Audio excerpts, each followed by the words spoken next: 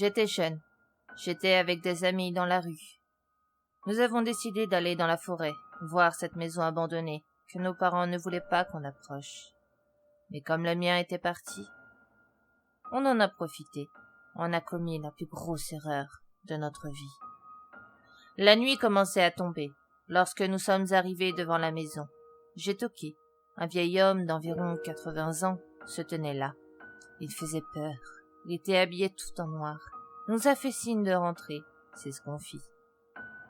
Nous avons décidé de passer 1 ou 2 nuits chez lui, histoire de trouver des preuves que la maison était habitée. L'homme nous a formellement interdit d'aller dans la pièce avec la poignée bleue. Vers 23 heures, nous avons été au lit. Mais avant, nous avons appris que l'homme s'appelait Georges et qu'il avait 86 ans. À 3 heures du matin, j'ai entendu des bruits venant de la chambre de Georges, qui s'avéra être la pièce avec la poignée bleue.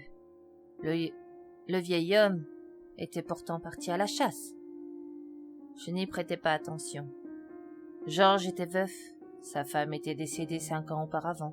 Le lendemain matin, mes amis m'ont dit qu'eux aussi avaient entendu des bruits venant de la chambre de Georges.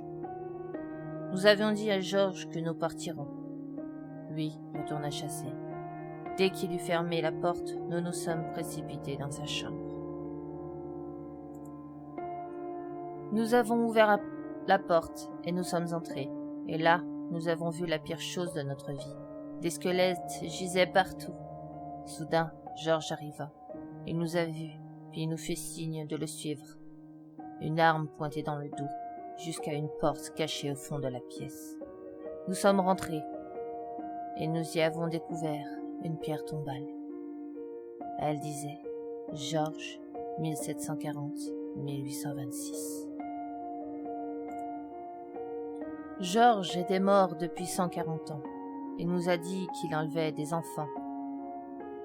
Les squelettes de sa chambre étaient les enfants qu'il avait enlevés.